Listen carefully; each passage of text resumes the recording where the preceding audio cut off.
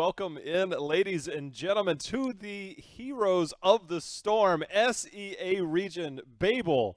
We Hey. are going to be seeing a lot of crazy stuff here in the SEA, but most importantly, the return of Deadlykittens, but also the return of you, man. How you been doing? I've been around, of course. Just caught up in daily work stuff and very exciting stuff here in the HGC, like I mentioned. I still have a problem there, guys. The H? The H, yes, the H. The All right, HGC. it's been like what, 3 months, and still Three couldn't months. shake it away, man. We'll work on it. We'll work on it. We Yeah. got all weekend here. We got plenty of action going on. We've got ourselves the double elimination tournament. You know, we've seen a lot of action. I've been here twice this year. We've went all the way to the end. We've had that rubber match, everything. So SEA always bringing the action here. But you know, there's always a lot of good stories to be had out of here. You know, I talked about Deadlykittens already, but Yep. you know, if you watch the the midseason brawl, they made quite a name for themselves. They did. They definitely won some really good games there. And I mean, overall, SE as a region is somewhat a little bit of an improvement. We've seen that over the last few weeks, especially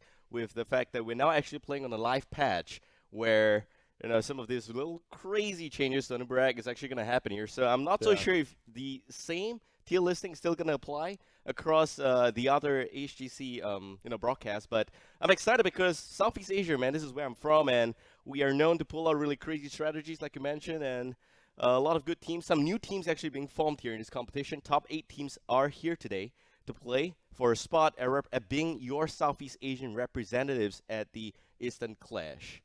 That's one of the things Wow. that I think excites me the most is that we're going to see the new blood. We're going to see some of the old blood as well because, Yeah. you know, we see Deadlykittens. We see, you know, the members from Resurgence are still around, things like that. So there's going to be a lot of familiar names. And, you know, after what we've seen throughout the year so far, we know that we're going to have some exciting stuff to go with. So seeing the way that this plays out, as you said, with the changes, we have the updated Zool in this patch, the nerf to Nubrak. Stukov won't be available. Nope, he won't be. But the fact that we're seeing so many changes here that are going to be live this weekend, I think – the new Zool is probably the most interesting one because I don't know how people are going to use him yet, but that's the one I'm going to be keeping my eye on the most. Yeah, well, I'm going to be excited, just to be honest with you, because Zool is one of those heroes that we've seen actually being played a lot, even before his rework. I think about 2 seasons ago, where he's a staple in Tomb of the Spider Queen, a staple even in Dragonshire.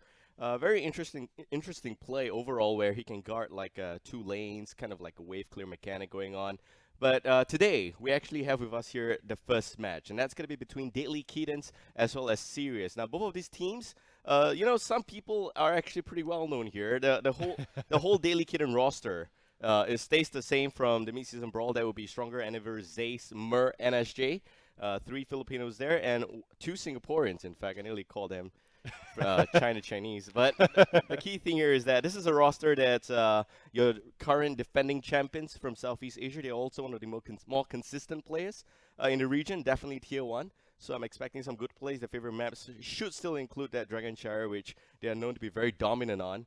And for the opponents, which would be Team Sirius, I think notable names include Fiery Boy, who's been playing since 2015, by the way, but on different teams, has been just shifting in and out of rosters. The rest of them are fairly new, so that's the good news here. We don't know what kind of hidden strategy they're going to pull out from Sirius, but especially with that article on that main esports website for HGC where they talked about the Cho'Gall Oriel combo being used in Korea. I don't know if that's going to happen here, but I'm excited. If you want to see crazy stuff, you should always tune into SEA because that's where the metas don't matter and the gameplay is not so much as well. Oh, that's really interesting. You know, the thing that you talked about, you know, I had a lot of time to talk to Deadlykittens while we were in SEA, but we get a lot of times to talk to the players when we go to these regional events. Yeah. And the main thing is a lot of the teams from the Southeast Asia region tend to look towards Korea, things like that, because they've been at the top tier so much. So you got to wonder if we're going to see some of those early Ariel pickups that lead into the possible Cho'Gall, because they're the ones that it started to show itself a little bit. And personally, in North America, in the Open Division, there's a team that's been playing it for months, and they almost qualified for the Crucible last year. They're playing it again. Now all of a sudden, Korea's playing it, and as you said, there's the article out there. So I love Cho'Gall play because it's so high risk, so high reward, and when it looks good, it looks dominant. So that's always something that we can look forward to. It's never a close game with Cho'Gall. It's it either looks disastrous or it looks really good. So I get your point there. Also, the fact that Southeast Asia, we're kind of close to the Asian server, which is currently housed in Korea, Taiwan.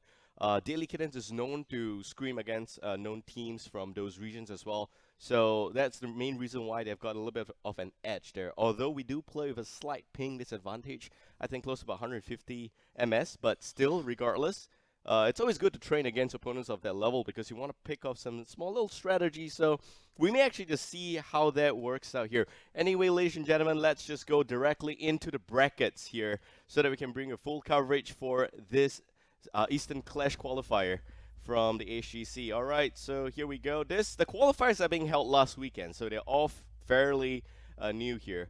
Deadlykittens going to play up against Team Sirius, and we got Mikkelsen against Fighting Doggies in the background. My God, very good names. There's some things about that. Sometimes it's Doges, depending on who you're talking to for the memes. But either way, you talked about some of the new blood. The old blood there is Resurgence, but we're seeing Playstomp, and then Meowpork, who's been a staple in this region as well, going up against the last one. I'm going to leave that one to you. Kun Peiyun. I think Kun Peiyun's a fairly new team. I've never seen them around before, but some of the players I'm sure are well known even in your local hero leagues here. Now, Playstomp's been around for a little bit. Still, I think it's kind of like a Thai team, a top Thai team. And just a very interesting point to know is that Mikkelsen's a fully Thai team and Fighting Doggies, or Doggies, or whatever you want to call them there. Man, these names are hard.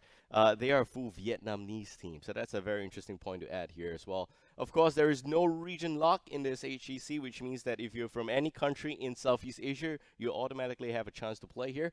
If you're any player, you don't have to team up with anyone from your own country. You can play with players from other countries as well. So that's a really good position here for Southeast Asia to be in. Now, this will be the first stream game. And Sirius versus Deadlykittens, we all know who is the favorites here.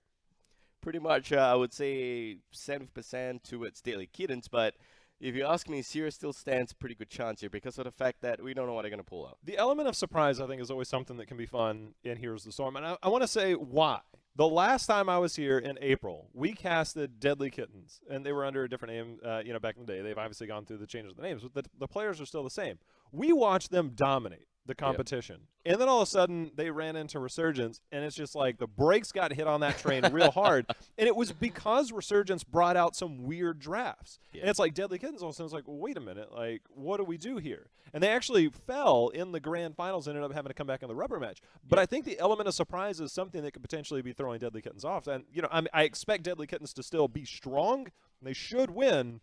But I think that could be one of the X factors if you're one of the lesser-known teams. Yeah, definitely. And also the fact that regarding the match you mentioned, I remember is the one with Stitches being pulled out here. I think that's a strategy from Europe, a very, very niche strategy. There's only one way to pick up that draft without it being noticed too early on. And Resurgence pulled it off really well. Of course, that was a really crazy match as well. Yeah. Here, I think it would be fair to say that just a point to note is that Deadlykittens is the only team with the same roster in this qualifier.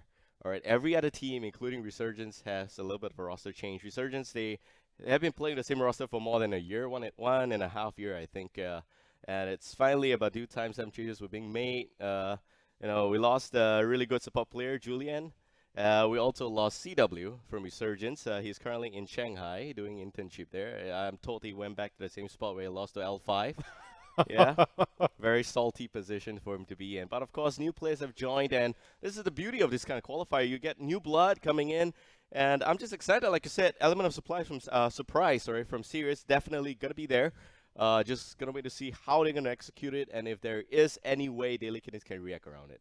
That is always going to be the thing in Heroes. So, the thing we talked about, we saw the changes with Deadlykittens last year. I had an opportunity to talk to them before the midseason brawl and then after. I actually ran into them right outside the player hotel. So before, we asked them, they're like, why come back together? You obviously saw the change, but then they realized, they're like, look, we realize we're better together. And that was the thing, is that they love the international competition. We saw them make a big name for themselves. So they recognized that their opportunities were to stay together. And we got a very I guess a very fun conversation for them. Murr himself, one of the most likable guys at midseason brawl. The stuff that he talked about the plays against the Korean teams. He's like, yeah, we should have had that. But the thing is, I actually ran into them afterwards in the hotel. They were all outside. They're forming as a group, and they're talking amongst themselves. And I just walked up casually. I got to talk to them quite a bit, and they acknowledged that we don't want to make any changes. We don't want to make any changes. We need to figure out. They were already talking about how to get better. That's the thing. You just took a loss on the biggest stage possible, and the very same day, the very next day, they're talking about how to get better, what they need to do to make the changes. And it starts with them staying together, which I think consistency is a big thing. Yep. It starts with them staying together, and then it moved on to how can we approach these things. And I sat down and I got to talk to them about a few things, and I think that they have a very bright future. You mentioned it in the lead-up is that, we have a lot of talent, that it's steadily improving. I think this is the team that if they're going to do it, I like the fact that we're starting off with them in game number 1 because I want to see how confident are they. Very interesting. Of course, Deadlykittens, they've been your Southeast Asian representative for a lot of these global events. All the way since, Murr and Zace, they've been your representative for 2015 BlizzCon, Road to BlizzCon, back when SEA didn't even have a seed. That's where they have been playing on behalf of SEA. They've been on the top tier, always consistently trying to improve. And this roster, I'm just glad they came back together because it proved to be a lot better compared to the first Eastern Clash qualifier where they were playing on different teams. I think both sides didn't really have an impact. The original Filipino team, Conbox SEA, they kind of dropped off a little bit. I think they finished 6th place. And Deadlykittens, that was the name that Merzays played under, even in the Eastern Clash qualifier. They finished 2nd. All right, so without further ado, let's just go directly into this particular match here. By the way, the map bans are Deadlykittens banning out Brexis Holdout and Sirius banning out their Warhead Junction. Here we go. The first map will be Tomb of the Spider Queen. Is it signed for Zul, Jehao? If there's ever a map that you want to try out Zul right out of the gate, again, this is the live server. This is the updated Zul. And I actually played him the other day. I was home for a few days. I was like, I got to try this. And he's got the build diversities there. He's got that survivability now. If this is going to be it, I don't know how high he falls or how comfortable people are with this. He's been out of the meta for a while, so we'll see real soon. I really like the fact that Zul at level 20, okay, hold that thought a little bit. We still get that first ban Anubarak. Although we've seen a little bit of a range reduction on the Cocoon as well as slowing down of the missile speed, that is to help visibility before that spell actually hits the target. But here we still see getting banned out here from Deadlykittens. Could be sign of the fact that they probably know that Sirius has been training a little bit on the hero and they just don't want to deal with it yet. That's the thing, is that with the Anubarak changes, it wasn't just a matter of the changes to the Cocoon. It's everything. They even buffed the Locust Swarm because they nerfed his health. His base health is below a few assassins currently, melee assassins. It's just over 1,900 now. We're seeing an Illidan ban on Tomb of the Spider Queen.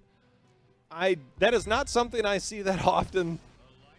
First pick Uther, though, makes the most sense possible. Yeah, very standard first pick Uther. Of course, the response here would be to deny the Genji as well as to maybe pick up the Oriel here from Sirius. But banning that Illidan, they should have some cards up their sleeve. We'll talk about that in a bit. If I'm seeing like a first ban Illidan on a map to where I'm trying to figure out, the only thing I can think of is that, one, you're terrified of somebody's Illidan, which I believe Stronger should be on the melee. But the only time I would see that is on a larger global map when you intend to pick Zagara. And a long time ago, about this time last year, just a little while over a year ago, Zagara was heavily prioritized. She could use her creep to keep an eye on the turn ends. I don't think we're going to see that. Instead, they go Malthel Genji, which that's top tier right there.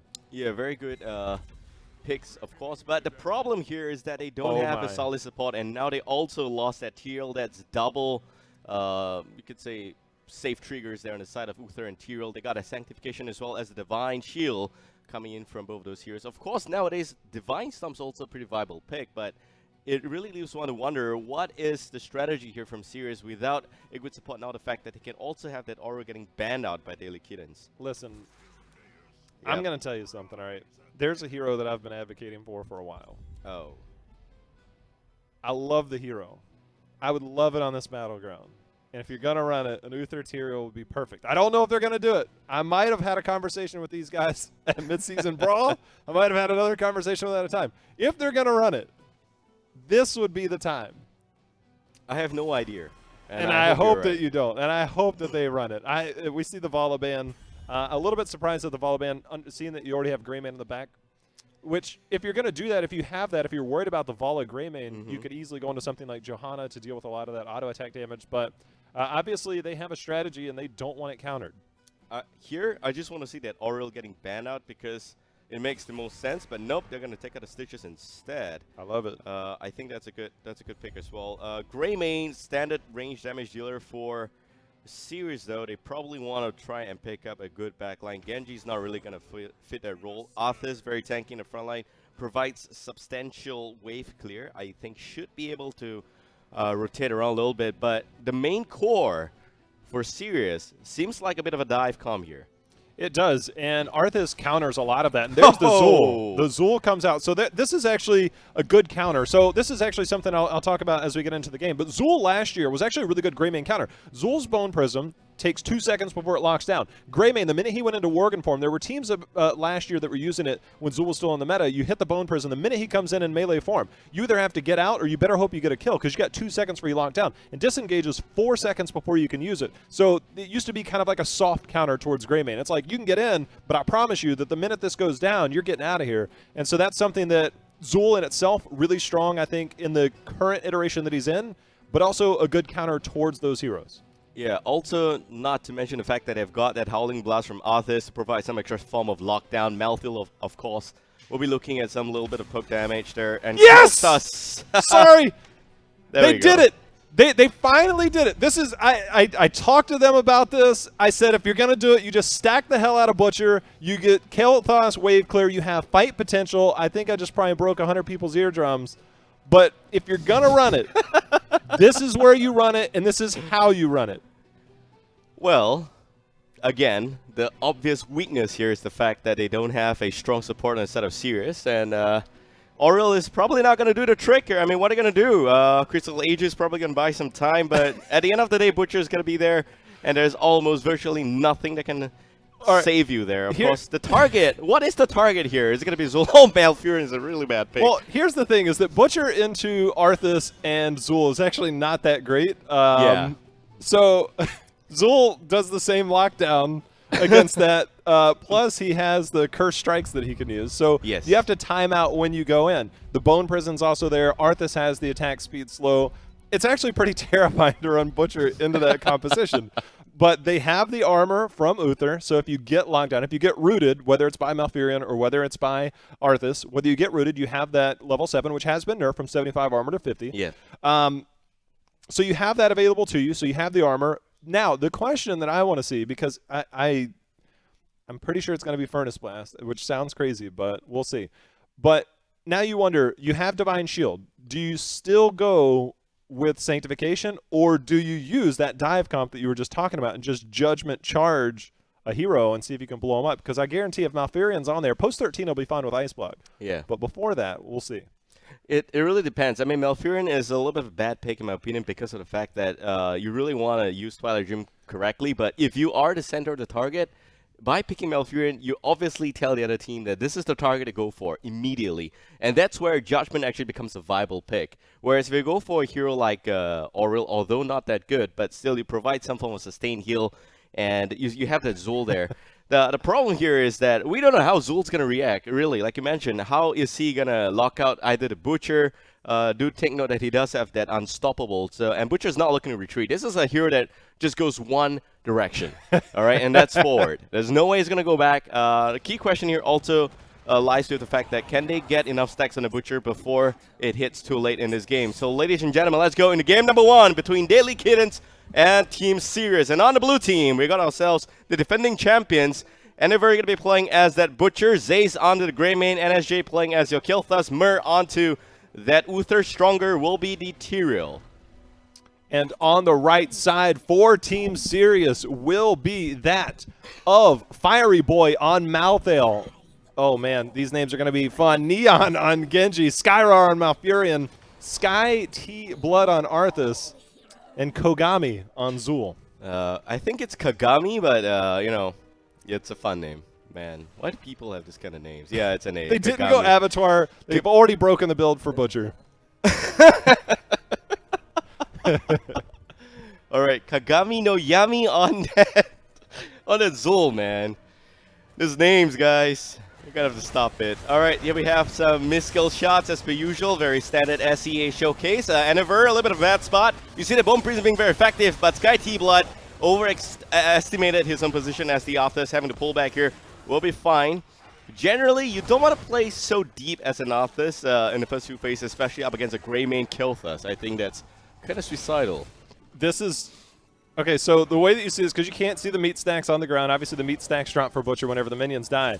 And Kel'Thas going Mana Addict at 1 is just a tremendous wave clear build. You just Q, you W one of the minions, and you can see Butcher, he's walking in there getting his meat stacks. It's like the ultimate rotation here, right? So you just rotate up, you get the globes for Kel'Thas, you get the meat stacks, and they're going in already here. Yeah, they can do so. They can do so. It's just a Zul.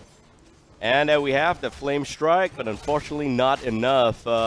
Some extra, you could say, help there from that shield. That's going to really hold him out a little bit. But bottom lane, Malthael against Greymane. That looks like the little bit of a bad lane for Malthael to be in. He's going to be able to sustain, but he's not going to be able to win that lane, though. The whole thing is that Zul lived, but Butcher's just getting started on getting stacked. Yeah. So here soon, he's not going to be living. And I'm going to keep an eye on those stacks as we go forward because that's something obviously I want to watch. 39 stacks already.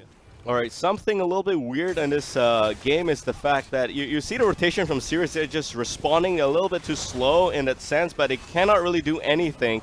Of course, they got some good Butcher coming, but that Kel'Thas value of that living bomb, wow. Yeah, just spreading all over the place. You know, we talk about the melee potential here. When you look at Zul, Malthael, Arthas alone, and if Genji comes in, that's a lot of potential spread damage onto that bomb. So you've got to be careful. The lanes are very narrow on this battleground, so it can be a little bit tough to make sure and keep your team in the right spot while simultaneously trying not to kill each other. All right, it's pretty obvious that they're kind of slow on the rotation. This is where you bring in the next question. Do you bring Neon Faith on the Genji down to the bottom lane to try and put a little bit of a curveball towards Deadlykitten, or you keep him as part of a main 4?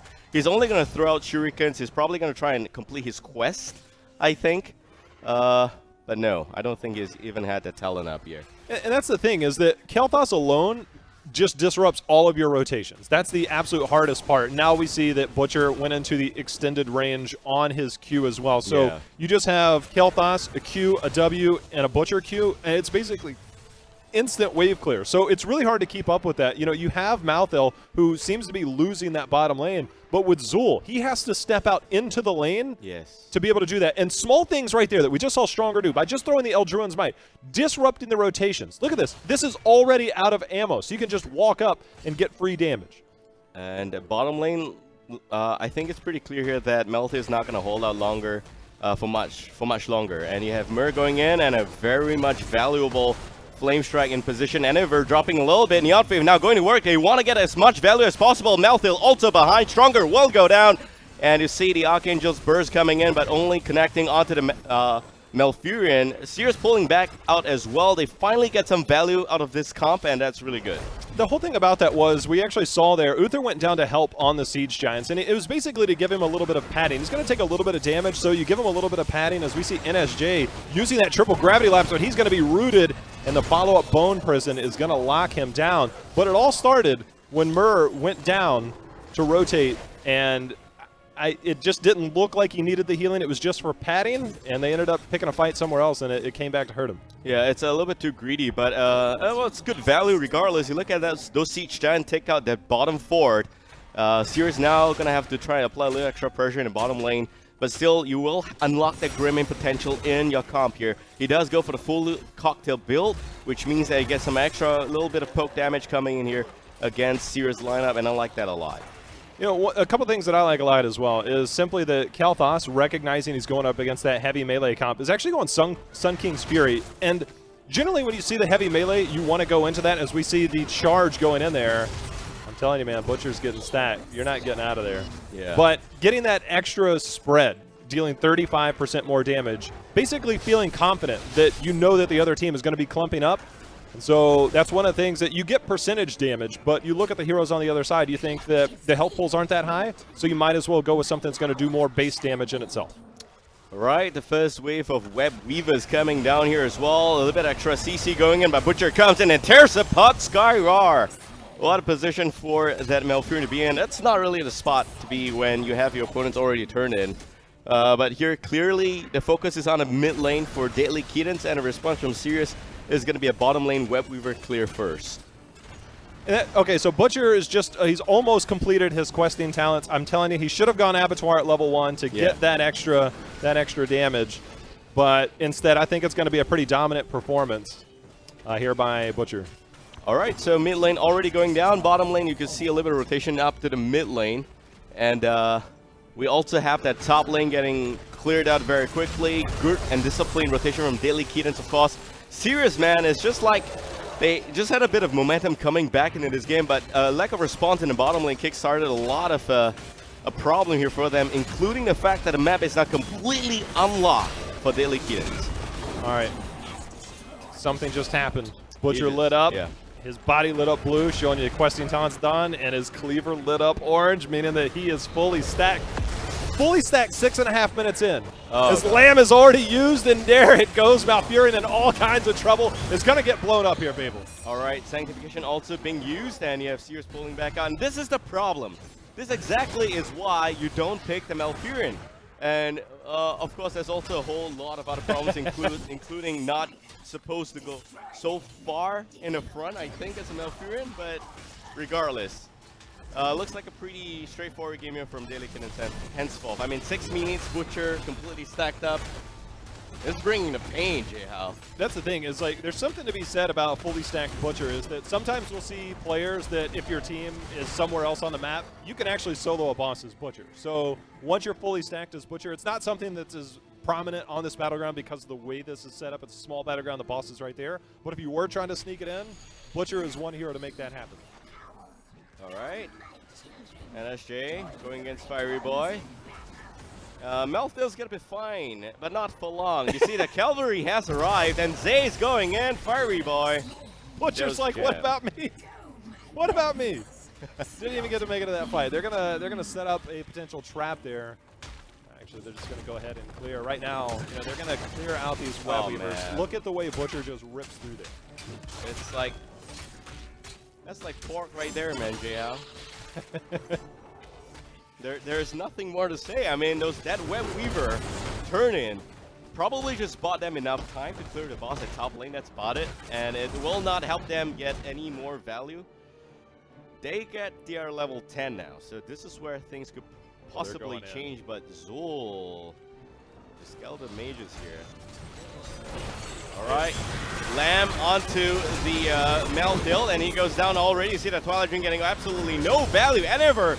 He just doesn't care right there. The Sanctification even coming out, but Kagami there in a bit of a bad spot.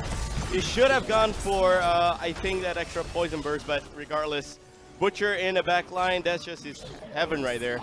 And 2-3, last one. Do you think Arthas is going to make it out alive? Again, he went the extra range on Q. I don't think he had the cooldown. If he had gone the cooldown on his E at 4, he would have been able to secure that potentially. If he went Abattoir, he 100% would have been able to. I'll tell you what, man, me and Enavir, we're having a talk after this. All right, good spot. Level 13 for Deadlykittens, still looking deadly as ever.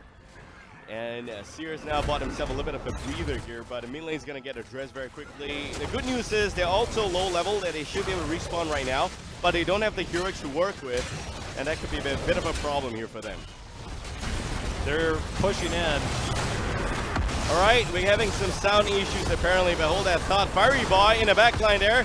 Gonna be able to sustain a little bit, but will still go down. Skyblood completely ignored and will go down now. Kagami in a bad spot and also gets taken. Now 4 men down on the side of Sirius. We're left with Genji. And as much as he can summon dragons, I don't think this is gonna save the game. It's just, man. They're just walking in and doing whatever they want. Greymane Butcher, and then of course the follow-up damage to just light it up is Kael'thas. When you have that much melee and you've got that much just confusion going on, it's just, you're in a tough spot, I think, when you're going up against the Kael'thas, Greymane, and Butcher. That's right, Babel. I finally get to say it, and a Butcher. Yeah, I know. The key thing here is, what do you do as Sirius? Do you wait for them to engage on you? Is there any way you could try and play it safe? I think that they don't really have any form of poke damage if you look at it.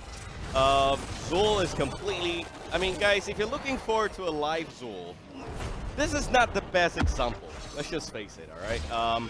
You should have gone for the Poison Burst. I think that Poison Nova, at least that would have helped a little bit. But hold that thought, Stronger is completely walling out the back line there. Neon Faith needs to be a little bit more careful, but he does have the ability to get away, so that's fine. Fiery Boy pulling back again, and then we have Lamb on the Slaughter directly on that Melthil, and look at that perfectly timed Sanctification. Enever still going strong. Genji in the back line.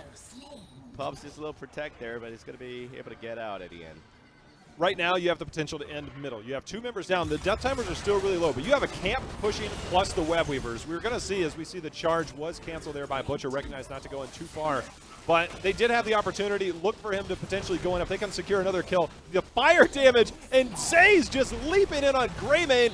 They are wiping them right now, and this is an absolute slaughter. That's the longest standing bot jump distance I've seen a Greymane do. And that's insane, pausing on that.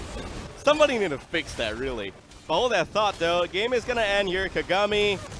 Yeah, there we go. I mean, even if Stronger went Judgment, I think it would still be fine in this game. There is nothing Sirius could do in that instance. Not enough sustain on any of those heroes. Malthil coming out.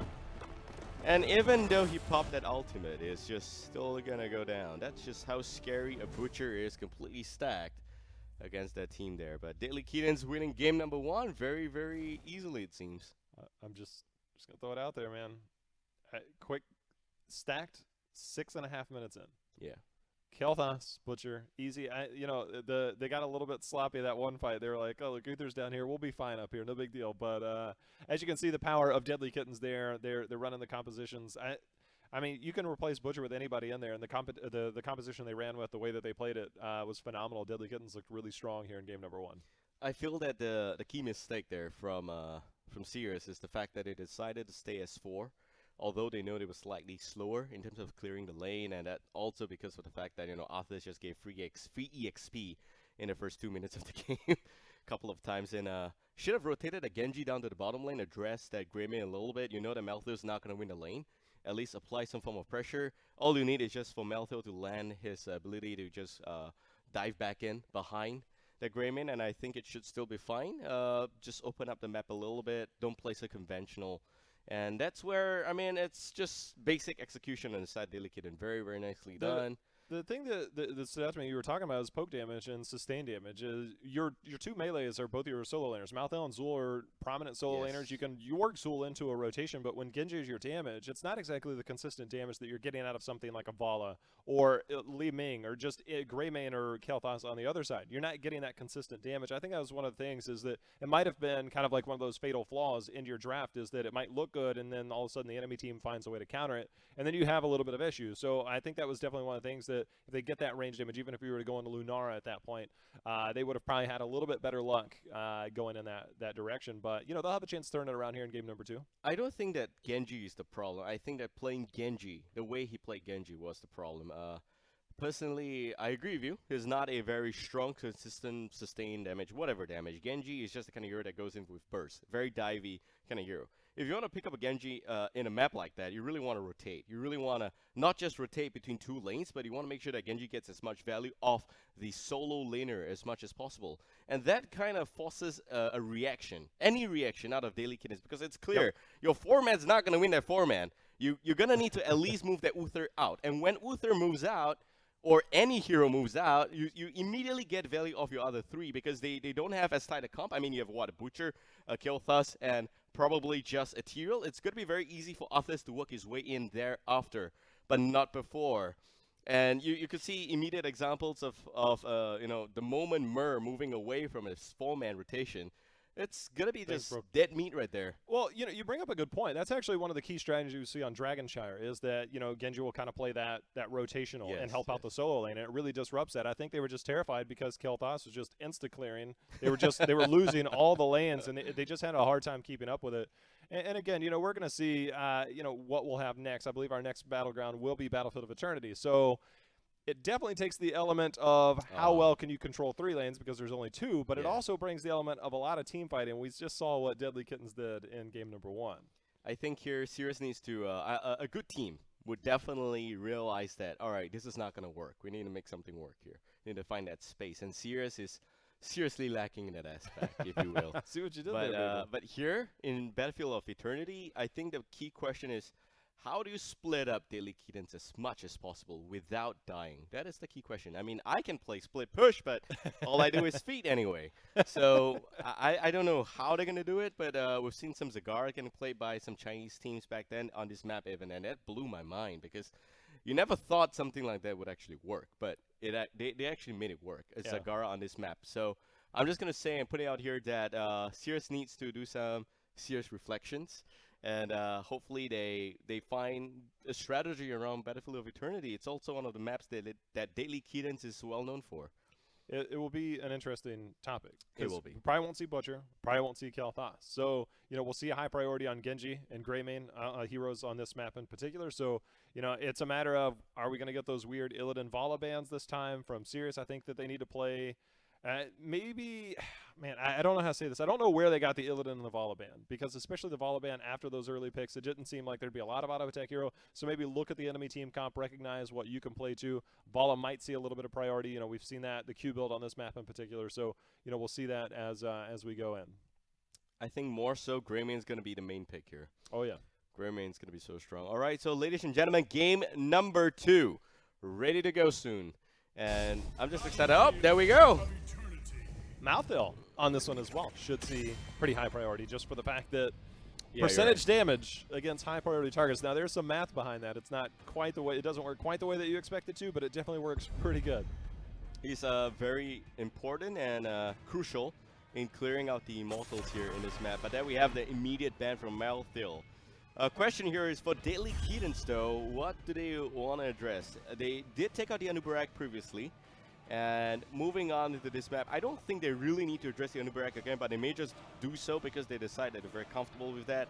And you saw the comp just now, it's a good reason for banning out the Anubarak. What's going to happen is if you have a Butcher charging in and a Cocoon landing in the backline, that is the worst case scenario for them. It's pretty terrifying. I don't know if we'll get that. We'll see if we can manage. But, we've seen kind of this shift in draft strategies and that there's right now really top-tier heroes between Tassadar, between Anubarak, between Uther, things like that, and Genji, and Greymane, especially on this battleground in particular. It's that you ban out something that you don't necessarily want to deal with, and then you can get 2 out of the 3. And you can still do that because they banned Malthael and Anubarak here, so top priority should probably be Uther, but Genji, Greymane are very, very appealing, especially Genji on this battleground.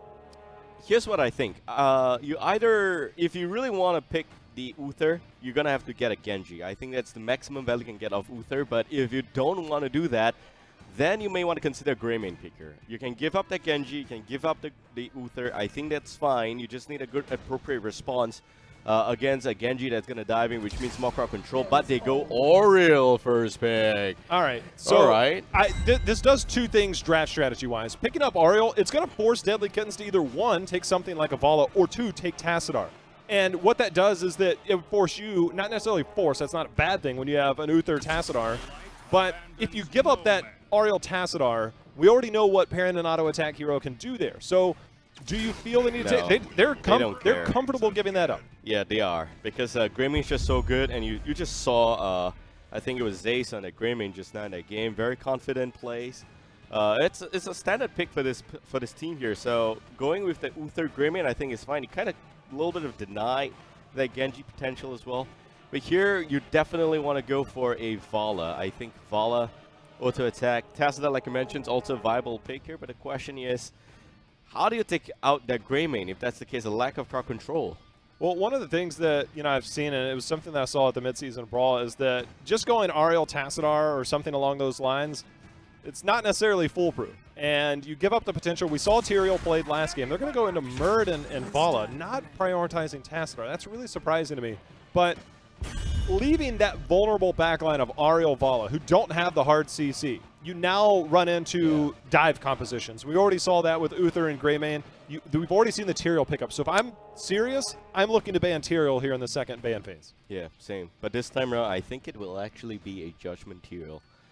So much more value in that one. All right, so The bans from Deadlykittens. It's pretty clear that you don't want to deal with crowd control. So you've seen Arthas in the last game. You may want to consider take that one out. You may even want to consider banning out Thrall for some reason because Earthquake's just got so much value right here against a Greymane dive. But alright, it's going to be the Artanis instead. I think they are just making sure that they actually win the Immortal race, which kind of helps them get a lot of lane value here. There's no doubt about it. This is Artanis' best battleground because of amateur opponent level 1. We're not going to see that. But he also has a big blind at level 10. Exactly. Suppression pulse. That's what's that's the value there for Deadlykittens ban. But for Sirius, like I mentioned, you recommend the Tyrael. I can see why. I would actually just want to consider banning out a Genji as well. I don't know. Genji's equally bad for this kind of lineup. But Genji going in on an Ariel Vala is terrifying. And if you have that Divine Shield Dragon Blade, exactly. I mean, you can Aegis somebody out of that, but you're going to have Greymane following right up behind there. I really like the Tyrael ban, though. I think it's a much safer play, especially with that Ariel Vala backline that is very susceptible to dive comps and sanctification on the middle of that. And they snatched the I'm really surprised the Mur didn't pick up over the Tassadar. Yeah. All right. Varian, Tassadar, Cho'Gall. We are not surprised this time around. All right, I talked about this before we went on camera. Is the play from Korea recently?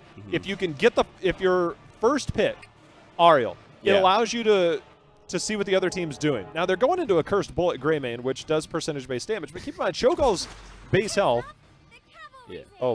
is lower than say Stitch's, but you're still going to get value out of that. But that explains the lack of a Tassadar pickup. Yeah. Let me think a little bit here. Muradin, Cho'Gall. All right, the obvious problem here is clearly the Tracer, Greymane.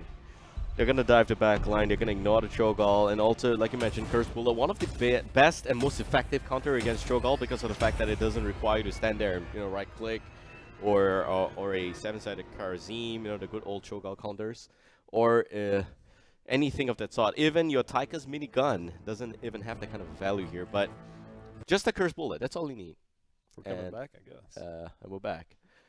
For some really weird reason, we're back. But I like it, man. I like knowing that you're there. But the whole thing about this, right? So Cursed Bullet's obviously going to help. But the exact same reason that you said is that Rune Bomb at 16 for Cho'Gall is one of the most terrifying things, if you make it to 16, right? Because it has the silence on there. And depending on what you pick at level 4, we've seen 2 variations at level 4, whether you go into the questing onto that Rune Bomb to get that damage, then you get the extra speed and range. But the composition that you're going against is not an easy comp to take down, and Tracer is going to be almost impossible to hit with anything. So you now have to focus your attention elsewhere. Bala does really good because the auto attacks will do well against Tracer, so we'll see as this game unfolds.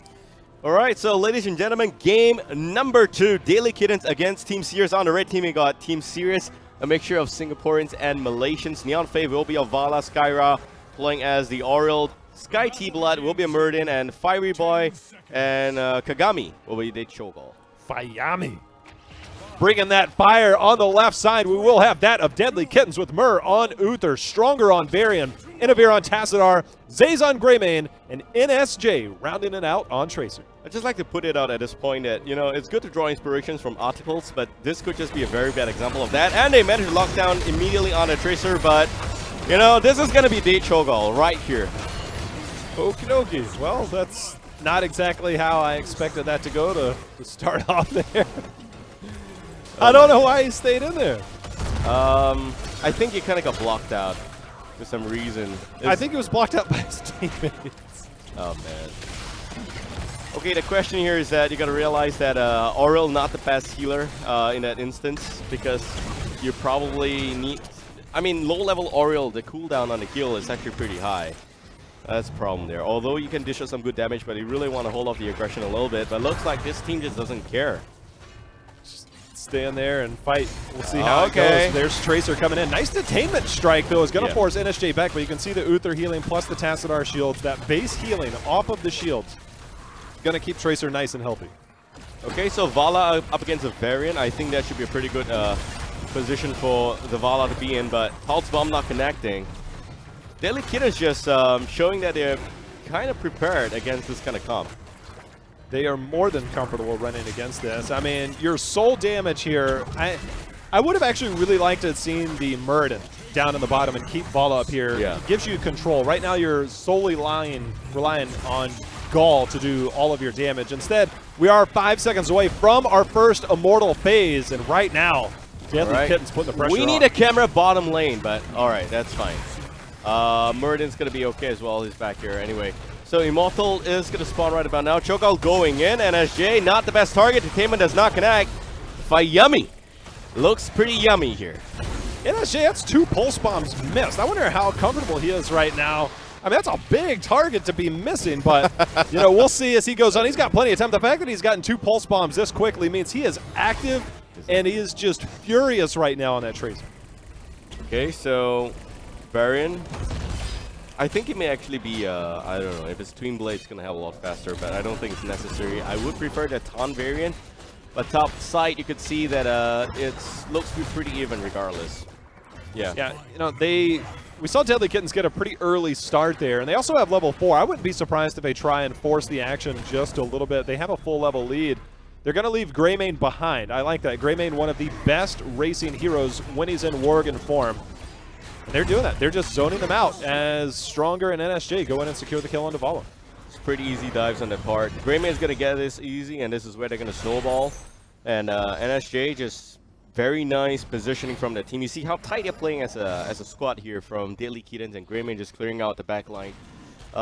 You expect a lot more from Cho'Gall in this kind of a matchup, but it's just lackluster right here.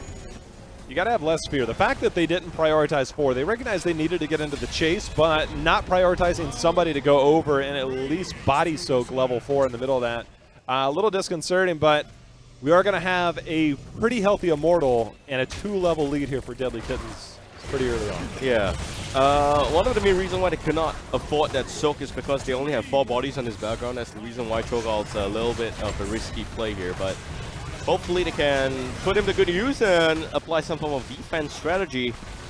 Varian top lane getting a lot of value regardless, and Fayami there taking a bit of beating. Going to be able to pull back out. You see Neon Fave there with Hungering Air. The pulse bomb again missing, but it is that Tracer. She's going to be fine. Pulls back out. Sky, no mana for a stun, and you leap in like that? Whoa!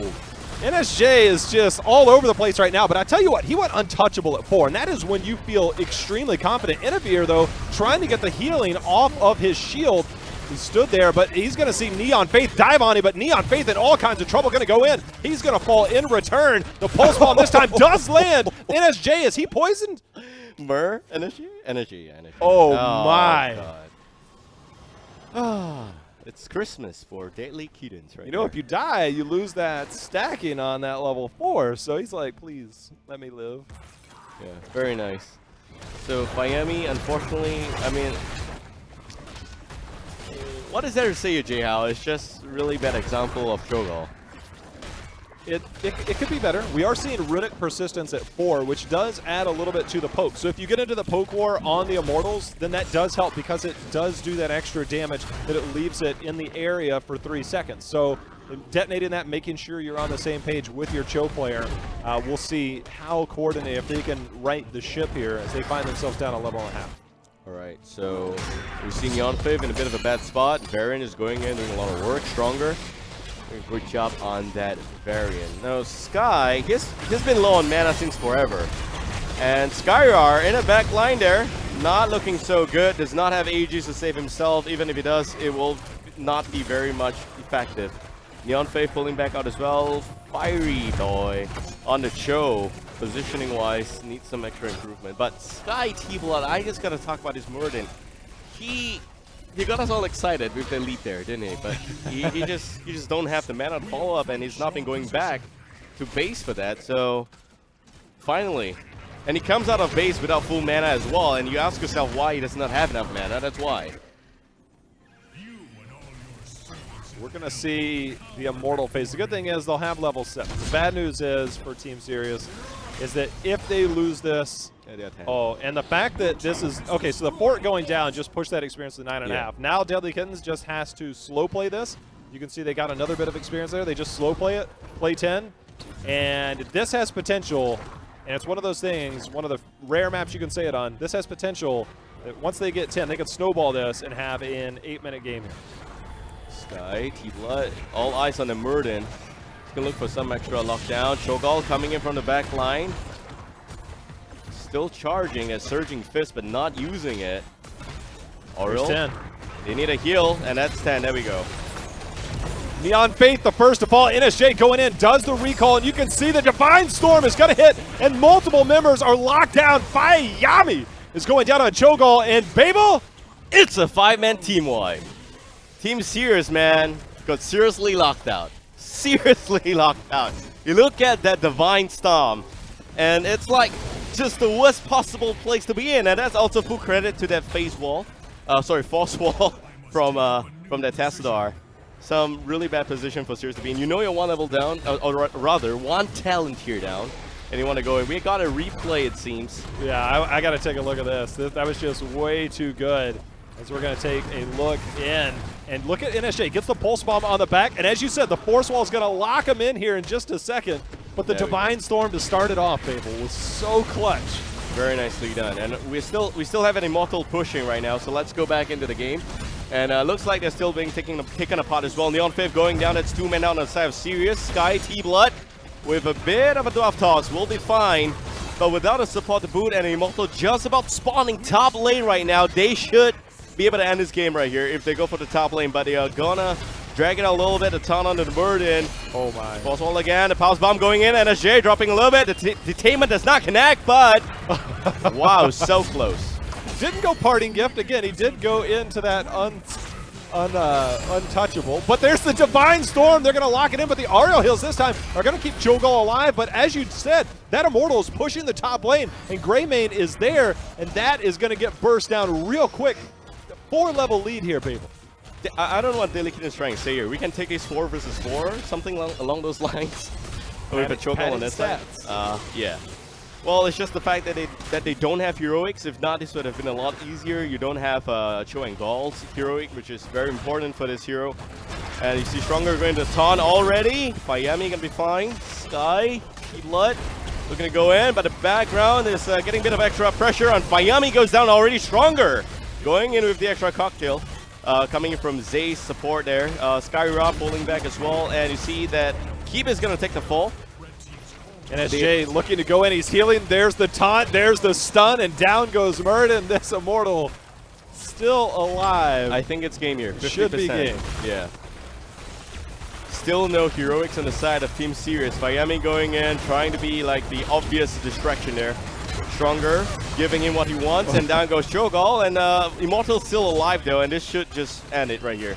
That kill there at the end actually gave Tracer full stacks on her level 4. Too bad you're not going to have much time to use that as the game is over. 9.5 minutes, 13-9, Babel. Well, I'm just glad that Tracer landed a little bit of that Pulse Bomb towards the end. Made up for it. That hurt. He missed like 3 in the first. Actually. He missed 5. Okay, he missed a lot, but in the very first 2 minutes of the game, he missed both of them. It's like NSJ. NSJ, you know, was voted to the All-Star game back at the midseason brawl. So he was one of the guys out there doing the rock paper scissors. That's how you make a name for yourself. You play rock paper scissors in front of tens of thousands of people. Yeah.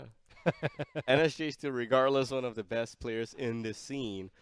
Missing 5 Pulse Bomb. That is a record for himself. But regardless, still getting some good value towards the end. You saw the way he took out Avala before that level, I think that level 10 team fight. I think that's what really threw Sirius off whatever kind of momentum they were trying to look for. But at the end of the day, it's just the fact that when you have Cho'Gall, you want to make sure Cho'Gall stays alive. That is the, you know, it's just heavy investment into one basket, and you want to make sure that the basket stays, you know, afloat. But regardless of what, having Cho'Gall die so many times in his game, I think is a big mistake. And also the fact that they put that Vala in the bottom lane, I think against a variant, you could probably just, like you said, you know, have them Murd in there, Vala to just apply a little bit extra pressure, especially since you have a lot of squishy targets in the top lane. Cho'Gall can always use his mobility to his advantage, but we rarely see that being put to good use. Also the fact that you have an Oriole at low level that doesn't have enough heal because of the fact that cooldown is a little bit too much. I'm not saying about the hope regeneration. The hope generation part is fine, but there is a cooldown on the heal, guys. There is. And unfortunately, so for Oriole, it takes a little bit of level before he can get that lowered cooldown. Ray of Light or Heaven or something like that. All right, so 2-0. Deadlykittens once again very dominating performance from our defending champions, and Sirius will actually drop down towards the lower bracket. They're still alive in this competition, but the Deadlykittens will move forward. And here we go. The next match is a little bit exciting. Resurgence versus Playstorm. Playstorm's a name that's been known for a little bit. Resurgence has a new roster. Any fiend can happen, so I'm excited for that. When I hear Resurgence, I mean, it's a team I look forward to every time I come to this region. They qualified for the first Eastern Clash. As you said, they've had some roster changes, but they made it to the finals last time. You got to think the members on that team, they have some experience. They're going to bring up the other people, and we're going to see what we can find out. I believe we're going to head to a quick break as we prepare for the next round. So stay tuned for Resurgence versus Playstop.